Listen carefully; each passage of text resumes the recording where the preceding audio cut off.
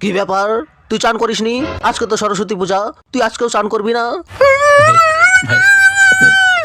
না আমি পারবো না, আমি এই শীতে এত ঠান্ডার মধ্যে এত সকালে চান করতে পারবো না, আমার খুব ঠান্ডা লাগছে। 1 মাস ধরে তুই চান করিস না, এমনকি পায়খানা করার পরে পেছনটাও ধুস না, তোর এত ঠান্ডা লাগে?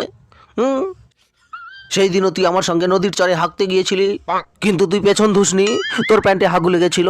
আরে ভাই আজকে তো চান করে নে। Bye bye tata goodbye गया। না আমি চান করবো না, আমি তোর সাথে হাঁকতে যাইনি। তুই মিথ্যা কথা বলছিস। मारो मुझे मारो मारो मुझे मारो।